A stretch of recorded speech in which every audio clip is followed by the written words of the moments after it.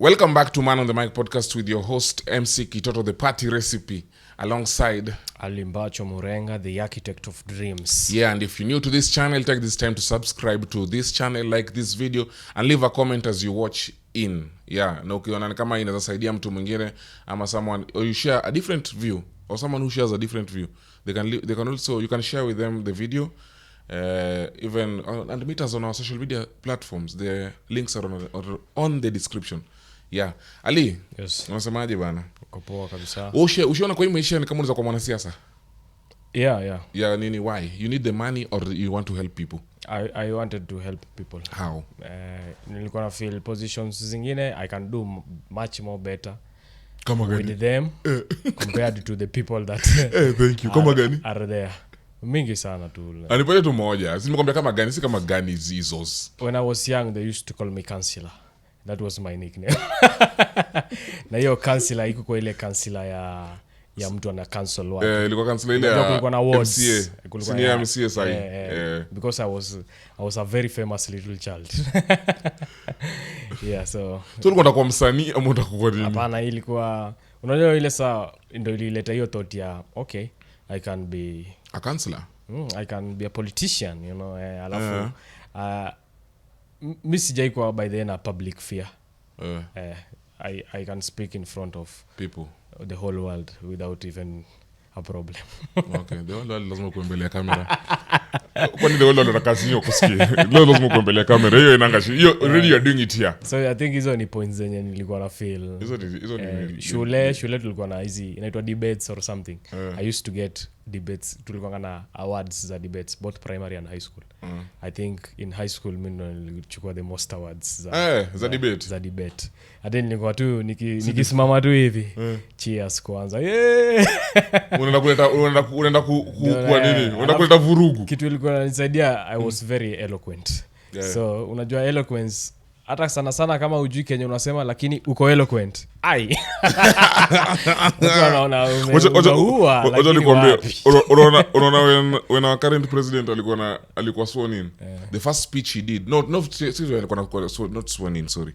Ile time alikuwa declared ile ya kwanza chana venye kulikuwa na hiyo shida ya sijui kumeibwa. Kenya tu watu wanaibanga lakini ni sawa. Hiyo time alikuwa ameshinda kwanza. Hiyo speech alifanya alitoa from his head. Bwana usijui kama unaweza kukumbuka. Nakumbuka, sijui kama alitoka from his head lakini hakuwa nasoma. Hakuwa na ile hakuwa na teleprompter. Hata kama umeprepare the fact that bado unaweza kwa orator mpoa hivyo. Mazali kwambia leo lakini aliongea fiti. Ile tu honestly baada akasema kama unajua zile vitu zenye mpaka unazoona tu hizi ni nani issues but akisema ndio unaona but siko nimeona vile akisema hata kama kutupigia kura he said everything right. For that manzi unatufa hiyo nikasema huyu naye akienda international meetings hata tuaibisha ile tu kweli for real. Nakumbuka kuna time president wenye nishaifeel aliongea akanibamba. Ilikuwa Uhuru. Time fulani hapo ilikuwa naye ameifanya twice. Ilikuwa kitambo sijui alikuwa anaongea na Obama or something. Aliongea swafi. Alafu yeye alikuwa unibamba juu anaweza ongea English poa, anaweza ongea Kiswahili poa. Alafu hiyo language yao inakonga Kikuyu. Pia anaweza ongea yote. Alafu sasa kuna time fulani hiyo I think hiyo time ya COVID or something. Walikuwa yeye na Raila hapo. Alafu akasema you can ask me anything. Hapo Sunday alinibamba. Alikuwa na respond. Unamuuliza swali anakurespondia hivi. Ilionyesha brilliance yake. Mi Uhuru alikuwa na kitu moja yenye nilikuwa nimaliza nayo. Alikuwa na zile cards. Sijui mbona Kenya tumiangi teleprompter. Bwana mkuu serious bwana. Wanapatia Uhuru, wanapatia awali president, naona wakienda majuu, wakienda matanga wanapandishwa basi. Sasa amepatiwa cards, alikuwa anasoma cards. Alafu kisha maliza hizo cards gongesha hivi, anaweka kando vizuri neatly. Alafu ana adjust microphone. Sasa hapo anataka kwanza. Hiyo sasa ingine ilikuwa ya president. Sasa anataka kutoa address kama fellow Kenyans. Hiyo can just give you microphone. Mazali alikuwa sasa usanii inaingia. Alikuwa ananimaliza. I think tu nani I don't think sije feel kama after ni venye Kenya has been kumekuwa na a lot of tension politically. So sije feel kama tushapata hiyo chance ya President Ruto atuaddress atupate tu speech tu yani yani hivyo from the heart. Watu wako ukiona speech meta from the heart wanasema ni uongo, sijui atuambie ukweli ama ni tumezoea, but ile tu ya kwanza ndio kudownload kitu nisikie tu tena. When we ever discuss politics again, nitakuwa na jamaa manze for that first speech. Aya, ushifeel kama unaweza kwa church leader? Yeah. For cause I know for a very long time nili when I got born again. Nilikuwa na feel sikuwa tina feel nafaa kukuwa church leader, but nilikuwa na feel I'm ready if God wants me to do anything.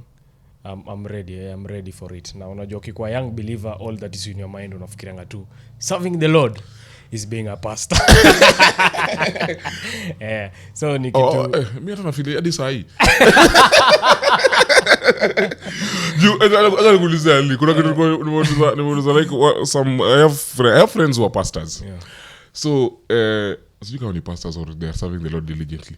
Yes, niliuliza like how fair is it that wanasi watu na pursue God, hata wana pursue God ndio yani to end heaven or to yani okay and all the see to naisema tu basically ndio yani to enjoy to all the benefits that come with the constant pursuit of God. Lakini sasa sisi tuko na hustles na bado tuna pursue God. Lakini hao main hustle yao ni ku pursue God. How fair is it now that you wanted to be able to answer me that question? How fair is it for us? Ni hustle kweli. I think okay, see hustle, sorry, see hustle. That is the wrong choice of word. But, and then seme lakini get point. Like their livelihood. Nimesema tu hivyo ndo in case mtu mwingine. Okay, sawa. Watu wanaelewa. I think role ya pastors among the major role of the pastors ni ku shepherd the flock into what they are supposed to be. So I think yes, they need that time to shepherd us to in what we are supposed to be in our hustles sasa. Okay. Problem ni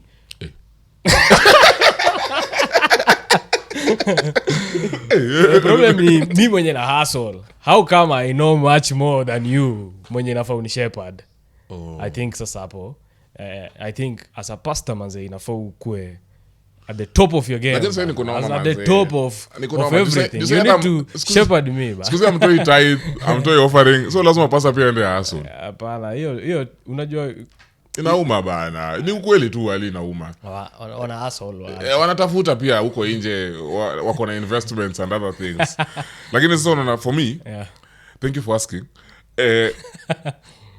Nilikuwa dhani naweza kuwa politician.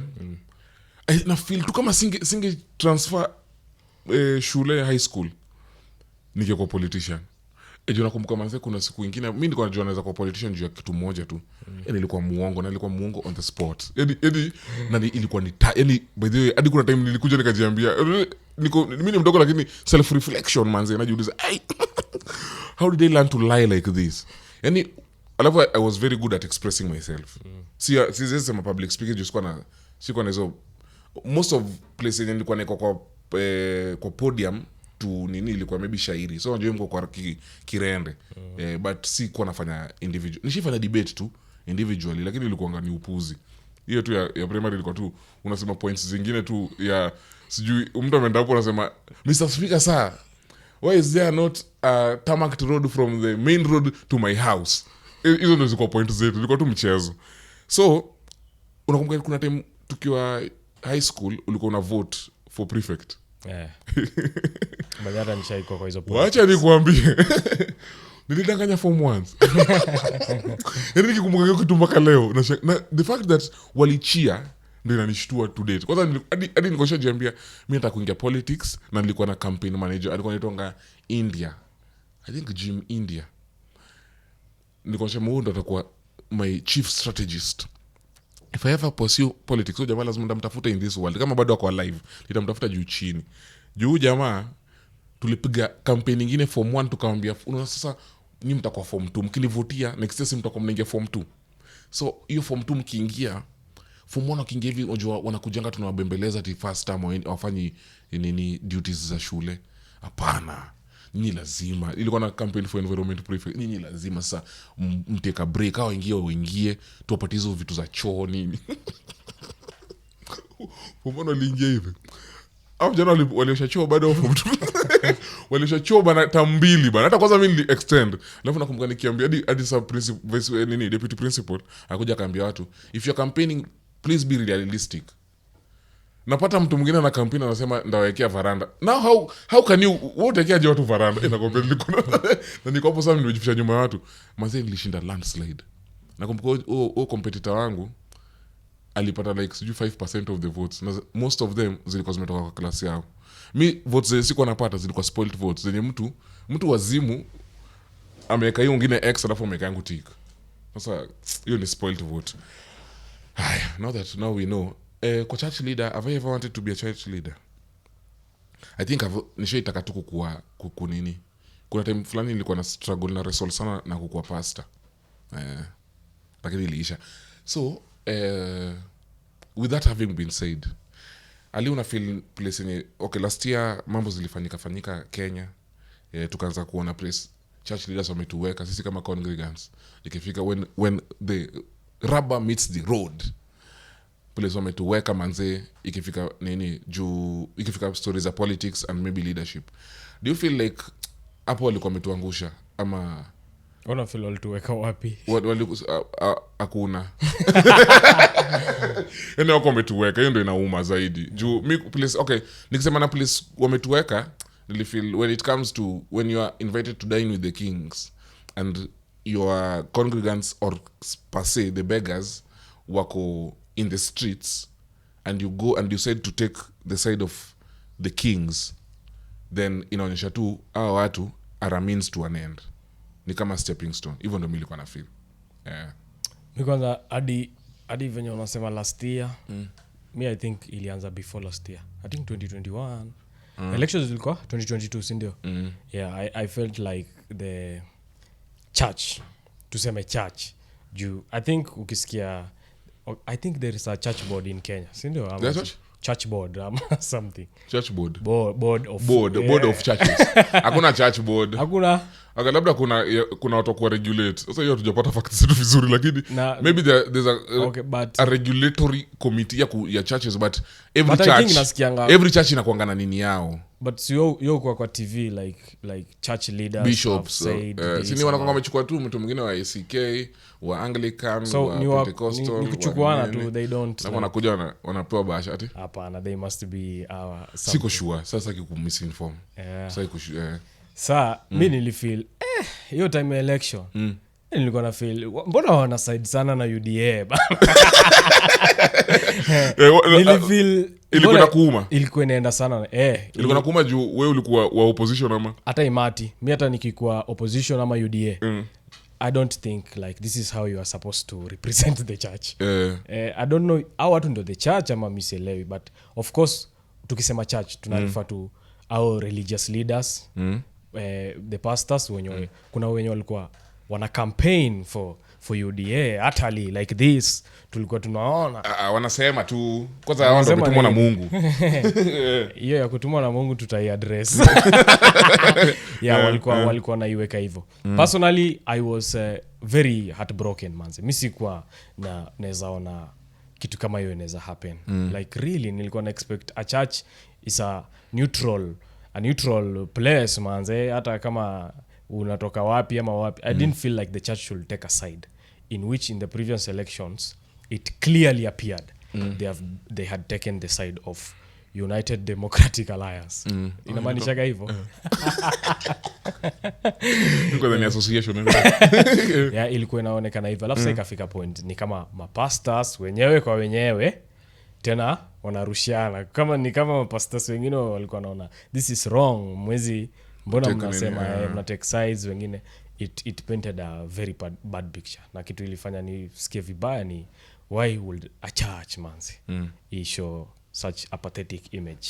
Yeah, but of course in all my honesty I was very afraid to talk about that issue.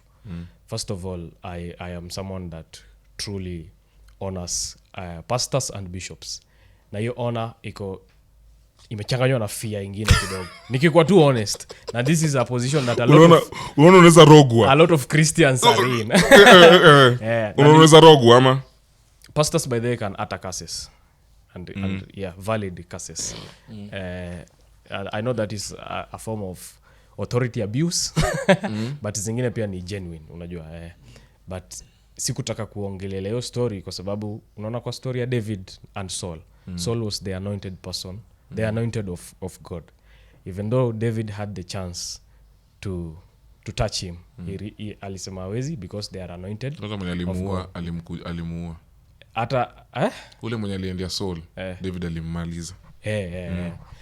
You get like kama mtu ni anointed of the Lord, hata kama ako on the wrong, just as David did, you do not touch them. Hiyo nasema hii ni personally, kama uko na belief zingine. Sasa ndio mimi natakwambia belief yangu. Ni sawa. Sasa for me I felt I did not like that thing. It was very I felt it as a very bad thing, but I could not talk about it kwa sababu hata in churches kuna platform kweli za ku rebuke your pastor. Ama the pastor is always right. You see something like that. So unauliza swali hata before nijibu shaenda. Okay. In your church, are there ways of rebuking your pastor? Okay. Sasa ndio hivyo. Nataka kupena reason. No, ulikuwa unasema. Yeah, I feel in as much as I felt they were doing wrong, I could not open my mouth to speak because I do not want problems in your life with them. Mimi na believe kitu moja. Like in as much as hata unaweza sema pastors are calm people, they represent God, or bishops are good people, they are calm people. One thing I know is that everybody in this life, if you aggravate them properly, they can even fight you. It doesn't matter who you are. Wewe uko na nini? Ukiwafikisha tu mwisho. Haijalishi kama yeye ni bishop. If you corner them well, haijalishi kama yeye ni bishop ama yeye ni pastor, they will fight you. Wengine watakufight physically, but on the authority they have, they'll still fight you from there. So or with the power they have. Yeah, ile strength wana feel nayo. Juu kuna mwenye ana feel mi nguvu niko nayo ni kurusha mawe. Atarusha mawe. Kuna mwenye anaweza kuja na physique, kuna mwenye anaweza kuja na mdomo, mwingine anaweza kuja na pesa, just depends na hivyo. So hapo ndo na feel walifanya vibaya. Walifanya vibaya, but of course me and of course very many people, we cannot talk about that. So we felt bad and we kept quiet. Now thank you. And now feel good about yourself that you have man on the mic, a platform. We give you a platform. You think I will say everything? To speak about nini? Siwezi sema hata everything bad. Kama sasa basi uende. Wapi mlango? Toka uende. Mlango pia umefungwa na nje. Sasa nilikuwa nasema okay, na get you nini, and I feel what you have said bado siwezi bishana nayo. I only have a problem with, I think hata Bible ikiandikwa there were cultures. Na ndio kusomanga, we are really encouraged that when you read the Bible, make sure that you contextualize it. Usisome tu verse moja alafu unakimbia nayo. Unajua hata alikuwa anaambiwa nini. Na hiyo kitu tunafaa kufanya siku moja. Lakini zile ku contextualize pia na maybe cultures. When a book was being written or a chapter ilikuwa inaongelea maybe people of a certain culture na venye practices zao zilikuwa. So mimi naangalia when Christianity was brought to Kenya, ilikuwa na context ya walikuwa najaribu kutoa godlessness yetu.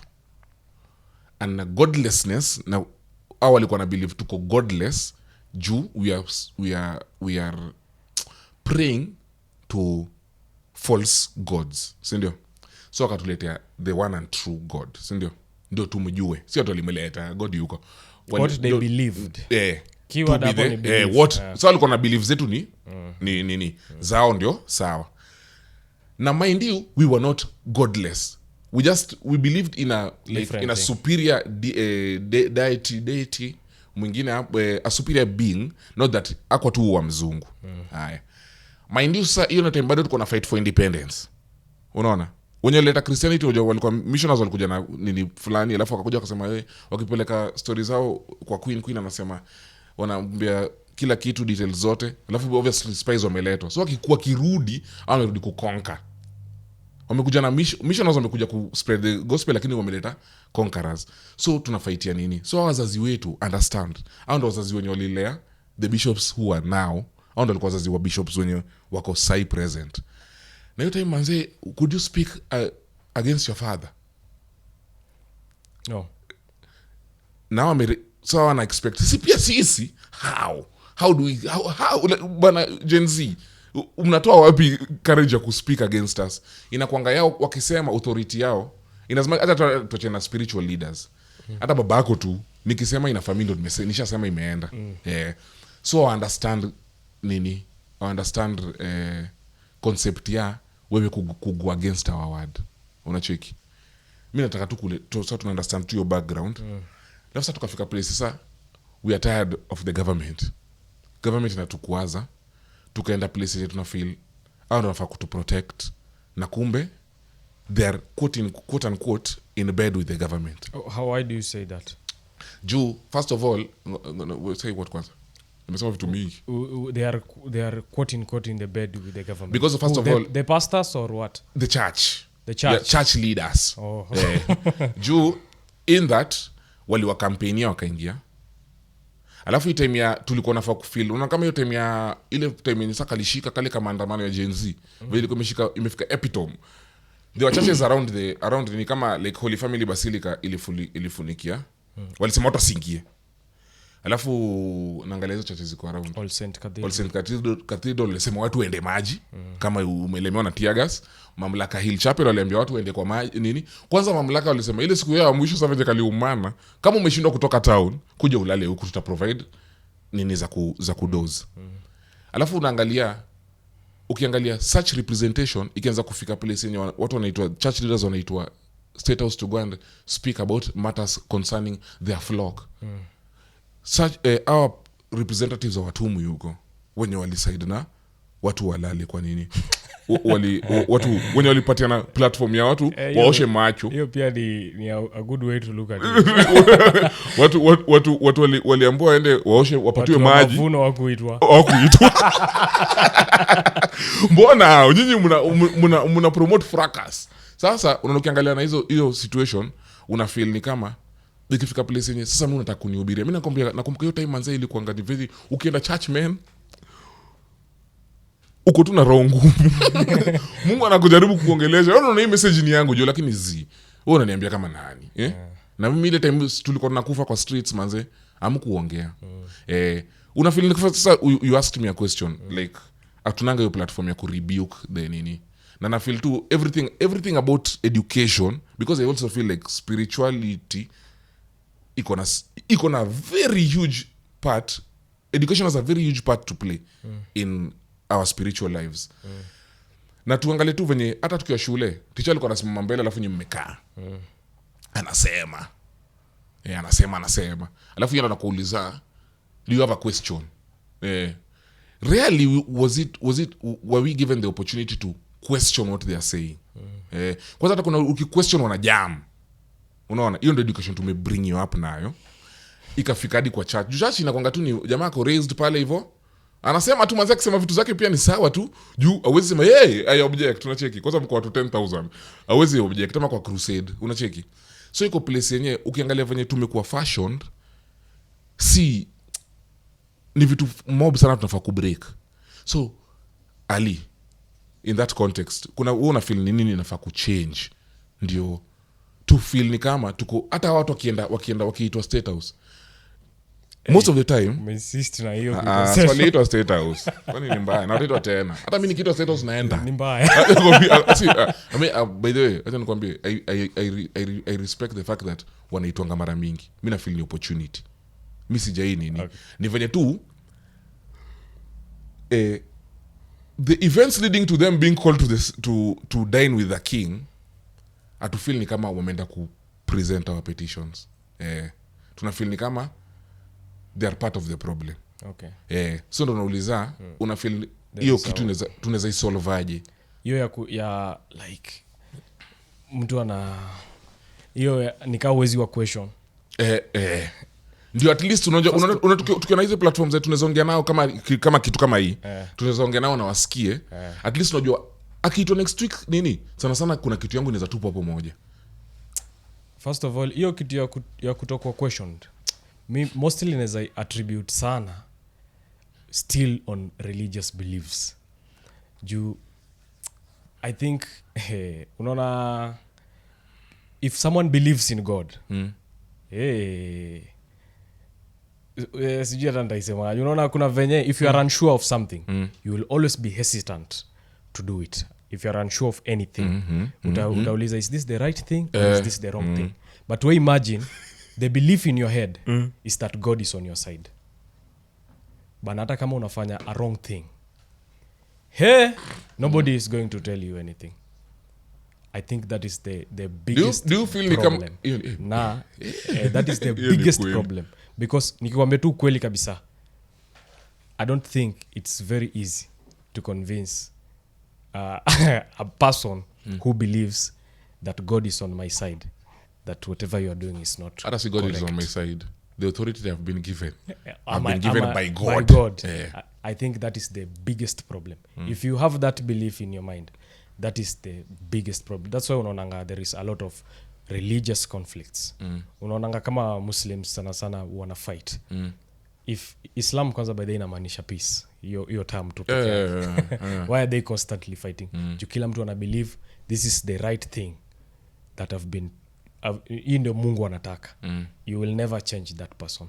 Na hiyo ndo na feel the biggest problem yenye tuna experience. It's very difficult to tell a bishop or a pastor who has been serving God for many years that bishop, you are wrong. Na yeye ana believe he's backed by God.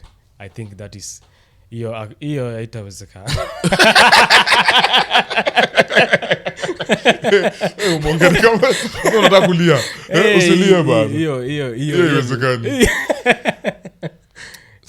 Hapo ni ngumu. Unafeel kama kuna nini, kuna space hiyo nini tunaweza bridge. Juu unajua like I usually nimeanza nikisema I have friends who are pastors.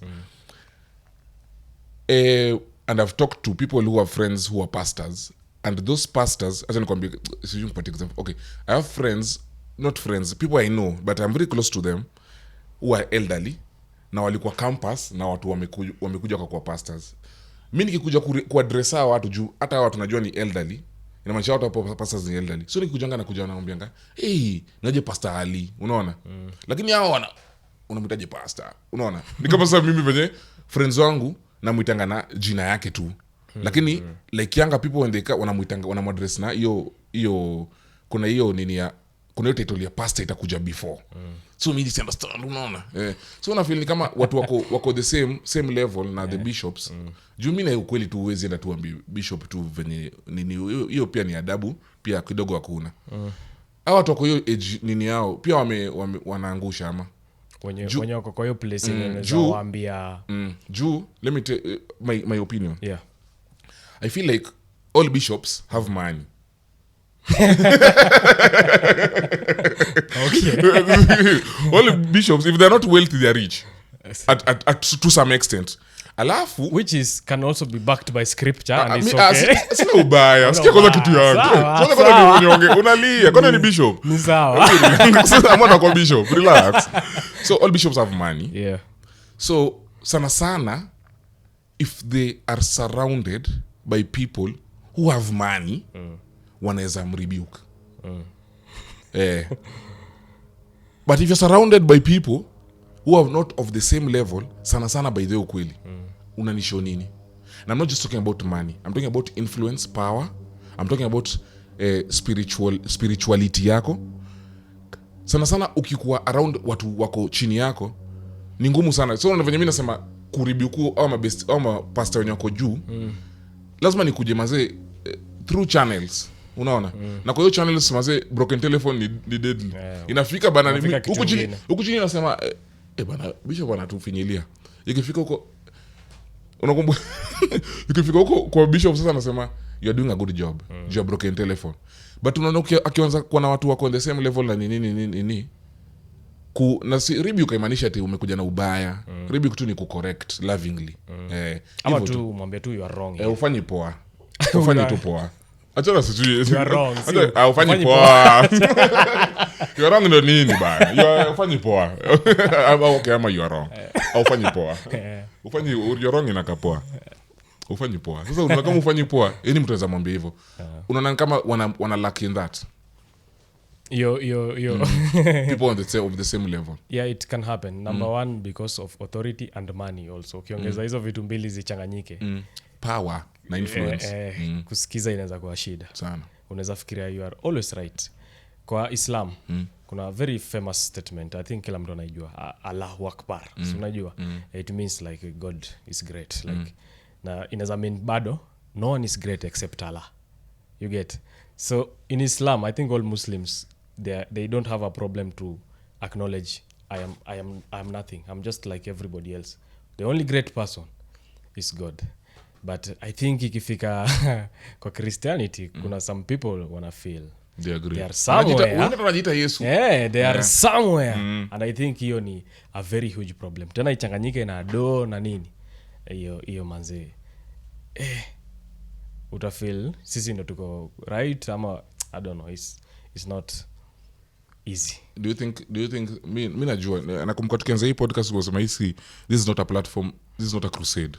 Na hisi place ya kuevangelize, but imekuwa tu ikitupata ndani tu. It comes up because si Mungu ndo anajaribu ku straighten na tumemwachia ashughulikie maisha yetu. Unafeel kama tunapoteza Gen Z wana hata sasa sana. Gen Z wana hata ama they are left out juu sasa na pia wanahepa juu wanahepa juu ya church. Kwanza hiyo kutokuwa included, of course watahepa. Kuna story fulani ya unajua kwa Bible kuna jamaa fulani alianguka kutoka kwa dirisha akakufa. Anaitwa Eutychus. Paul alikuwa na preach. Paul was preaching in a gathering of believers. Similarly to something like a church, you get. And there was a young man there, Eutychus. So hapo keyword kwanza ni young man. Kama tu sisi Gen Z. Even though Paul was a very good preacher, of course, kuna mtu anaweza argue kweli his knowledge was tremendous, preacher of the gospel of grace, but still na hiyo greatness yote bado jamaa analala. Na alilala kwanza, alikuwa amekaa kwa window. Unajua ukikaa kwa window you are either inside or outside. So alikuwa kwa fence kama Gen Z. Sijui tuko kwa kanisa ama tuko nje. The greatest preacher was preaching. Amekaa hapo kwa katikati na bado akalala na akaanguka. He fell outside. Hakuanguka ndani. He fell outside of the church, tuseme. The way Gen Z can fall outside from the church. The greatest preacher, Paul, aliacha kupreach. And he went down. Keyword hapo, went down. Alienda down to their level. And Bible inasema clearly, akumuombea, kufanya sijui, he embraced him. He embraced him. Kumembraced, akaamka. And they went back to the church. I think that is a very great lesson we are supposed to learn from that. In as much as sawa tumekubali great preacher or anything, kama as long as you are not willing to embrace the young generation, hakuna kitu ita happen. Na unajua vitu zingine manze, mimi sielewi, but you show a lot by hata without kuongea.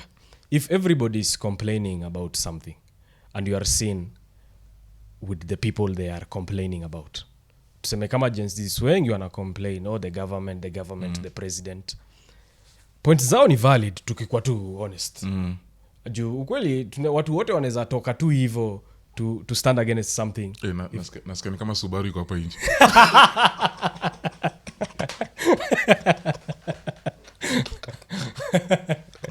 Utuombe. Watu wengi wana complain. Kama watu wengi wanaweza come up. Kuna vitu zingine they were very clear. Like kama hiyo incidence ya finance bill. Manze, it was a very unjust thing. Hiyo hata ikukuwa ina matter opinion or anything. It was a very unfair thing. Biblically, injustice ni kitu haikubaliki.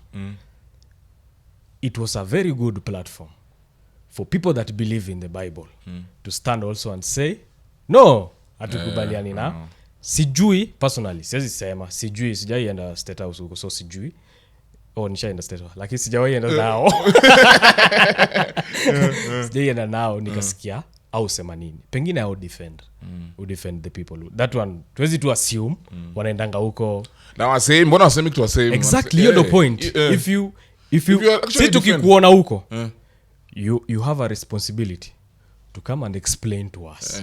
Bure si tutajazia tutasema you are getting along with these people that are unjust to us, which by the way injustice has been condemned even in the Bible. So mi na feel pati yenye na feel saa zingine wameangusha tujui, honestly hatujui au discuss ni pengine au tetea Gen Z or the country at large, but please don't paint a picture and you don't come to kuja tu useme we met, kwani itafanyika nini? Ama wanaambianga msiseme kenye tu kama unaambiwa usiseme inamaanisha tu kuna discuss si mzuri. Sema tu we met with the president and this and this happened. Be very open, be very frank. Hiyo ndo part of embracing the young generation. Juu sisi itakuwa rahisi sana tuseme tu yes hivyo blindly to follow tu hatutaki kukosana pia. And it's very difficult to like sway like a huge crowd compared to like a small gathering of people.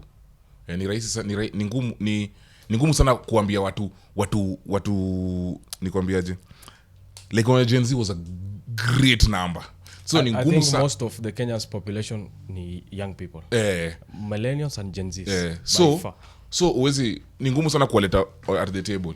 Lakini tukiona ukileta watu at the table akunanga, not even at the table, we don't even want a table or something. Sisi tunajaribu pa kuzijua human rights, tunajaribu tu kusema like like hata shida yetu when addressing this si atuongelei government, tunaongelea tu the church, the role the church is playing in all this. Na unaangalia kwa hata kwa leaderships za church, like when the younger people are not there, watu wadogo wako, so like kama tuko hata kwa hii hapa tunajua sana sana wakienda kurepresent wazee, the like Gen X and boomers. So kama mnaenda kuwa represent, si unakam church kudu, kanisa litajengwa na nini na vijana, lakini vijana hawako nini, hawako included in any part of even planning or the structure. Or hata kwanza hiyo structure ndio ushanga, like you can get a very nice church but go and look for their youth church or their teens church, most probably attend or something, or they just meet somewhere. If this is the future, really you want to treat the future like na that? Wako ni kama imeanza kufika place yenyewe, ni kama they assume like utakuwa serious na life ama utakuwa ukishafika 40 ina portray a very, that is a very sad state of affairs. By the time umefika 40, we have people who are leading churches na maisha yao mazee is full of hopelessness. Lakini jusa hiyo ndo time wamefika na hiyo ndo age group iko na wote wameshaharibika juu wamekuja kwa juzi na wamepata opposition juu they are elderly. Au ndo na lead generation yenye inafaa kuja yenye full of hope. When such things happen, tunakuwa very hopeless with the church. Unafika place, mimi hata nikwambia ali on a personal testimony. Me after nini za finance bill protest, finance hizo protests, manze mi church choka kanisa, a lot of people church ilinitoka bana. Sahi kuna tunaitwanga projects na some pastors who try to include the youth. The keyword is try to include the youth. Ukitoa such projects una feel to what extent? Itafika tu place lazima kukuwe na chain of command. Na chain of command ni wazee. Na wazee watataka kutusikia. So at the end of it unajaribu juu hata ndo church iende kwa media, church ianze kufika hata kwa social media. Bila covid amtoboi. Ukweli amtoboi, bado mna ban CD. Juu sasa hiyo yani lazima ifike tuko mwisho ndo mwanze kuinvest. Hasa itafika place yenye the young generation iko mwisho ndo naza. Say influence ya Gen Z sana inatoka from the west, from things that they're watching online, on Instagram and TikTok. Wako hawana nini, hawana hope ya marriage, hawana hope ya life, hawana hope za career, hawana hope za juu ya nini. Watu wanafaa kuwapatia hizo vitu za hope, hizo vitu zote za career, marriage nini, they're getting from inafaa kwa church. Na wanda sasa ukiuliza Gen Z role model wako ni nani? Nani anasema mbona mbe watu wangapi sana wasema bishop wao? Wachache sana. Wangapi wanasema politician? More than the ones that will say bishop. Exactly. Not even more. Itakuwa landslide. Do you feel like the church should be involved in politics or in government? Yes. Why and how bila ku portray kufanya mtu kama mimi nilifeel church wamejifanya vibaya hapa. Taking sides ya kwanza. So they shouldn't take sides. Hiyo ni kitu ya kwanza. Juu kwanza ilikuwa nafika hadi PlayStation inasema mtu mwingine sijui ni mganga. Murogi shetani. Yeah. That is very wrong. Kwanza na amekuambia wewe. Haya. Backed by God. Haya, hiyo ni kitu ya kwanza. Don't take sides. Ya pili, I feel the church is really disorganized. Jota when we had a lady bishop who wanted to anataka kuwa governor. Church gani ilisimama akasema tu ametumwa na Mungu. Okay, what were these? Walifanye kama bishop anasimama anataka kuwa governor. Church itaki. Lakini mwenye hata hajaitwa na leo unafilaje kwa hiyo situation bishop akitaka kuwa political? Kuwe. Huyo ndo mimi nataka kupigia kura. Juu sasa we can hold accountable. We assume, okay, my assumption is he or she is of sound mind. Juu enyewe bana we ni bishop na feel uko exposed to some extent compared to someone you just say huyu juu akona experience acha tupatie huyu. Me think neza kwa very cautious na mtu kama huyo bishop mwenye anataka kuwa politician. Kwa nini I think politics is for politicians. Hiyo ni office yao. No, we should take their office manze. Bishop stay to your office. Tukiambiwa to have dominion ilikuwa inafaa kukua every aspect of this world. Yes, but shida ni tumewachia watu tunaanza kukua tachi about nini. Na mimi shida yangu ni Christians wasikwe politicians. If your office is for the bishop, I believe you have been called to in a bishop's office. Why again you are plus also mimi siwezi tu assume you are qualified just because you are a bishop. Lakini you are qualified. Mimi umequalify just because you are a bishop, because kama umelidi church hadi kagrow ikakuwa hivi. Spiritual authority inogopwa mtu kama mimi nitasema nini? Hata bishop alid vibaya. Oye. Sasa unajua uzuri ni nini? Akishaenda hapo soko political anapata na watu sawa tambui. Unajua funny enough ni nini? Kuna watu wenye to your bishop reverence iko juu sana. Ukimwona hivi hata unasahau dhambi una nini. Reverence okay na exaggerate lakini you get my point. Reverence iko juu. Kuna mtu akiona bishop wako anaona tu another man. Kwanza kupata naye kwa mola na mgonga. Like I remember the first time I was joining my current church. Mtu aliniuliza, hujui bish? Kwani ni nani nafaa kumjua? Yeye nijui. Kwani yeye nijui mimi? Yeye ndio unaniambia Sasa unaona such kuna watu watambui. So ukienda huko kwa world so ndio anakuwa tested by fire. Hata na hiyo wanasema fire kwa pulpit. Sasa pale unapata fire. Mtu mwenye ajui. You have to lead Muslims, Hindus, atheists and Christians. Na wenye mkutambua ni Christians. And you have to convince these other three, na wengine just mention, these other three, or the other group, that Christianity is the way. First of all, kwanza, unaona venye umeanza? Na hiyo question inaunganika na ile, do you believe that church leaders should be involved in politics? Is your short answer yes or no? Yes. Do you also accept other religions? Bishops sawa tumewapatia tick involved in politics. Do you give the same share to Hindus in politics? Wako in politics? Yeah, the same share as bishops you have given. Do you give also the same share to Muslims wako in politics and atheists? Because everybody is coming with what they believe is right. Will you give everybody equal share? As a bishop now? Or ama kama pia nimekubali wao kuwe. Venye umekubali bishops. Azi hafai kuwa. Kwa nini? Si hizo mimi ni mko selfish according to my Christian beliefs. Ndo nataka huyo mtu wangu akuwe. Unaona point ni gani hapo? Everybody is pushing their beliefs. Hiyo ndo kitu shocking. Na as long as yes, as Christians tuna believe Christianity is the way. Muslims wana believe Islam is the way. Sasa tunaachia nani ndio anafaa kuwe karibu na government? Acha nikuulize. Sasa shida ni if you're using a track record. Religion gani iko represented sana? Where in Kenya? In politics. Politics of Kenya is Christians because even the population is Christianity. Ni Christianity. Because of the population. Yes. Have they failed? Or are they doing well? Can I answer that one? With good time. They have failed miserably. Yeah, sasa. Let me tell you. Tuanze na president ama tuanze na nani? Tumalizie wewe bana, tukimalizia. Utachukua hiki Our siku president ingine. really portrayed, okay, mimi sijui their Christian journey or anything. All our presidents. Oh, all of them. Tangu presidents wanzo mko Christians. I think the current president ameshow sana Christianity of the Christian faith. And Kenya in general, second, I think 80% or over 80% of the population. Kuna temili kwa 90.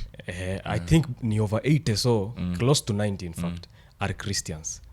Our president, who was always, during his campaign, he was in churches. He used to pray. He portrayed a really Christian image. Na kuna Muslims walikuwa namsupport. Ni sawa, yes. But again, as a Christian, in Africa, I think Islam is the most practiced religion, shockingly, in Africa. How come our Christian president will become number 2 in corruption in Africa? Not in Africa. Is that not a not in Africa. Ilikuwa wapi? World? Oh my God. Subaru zimefika 3.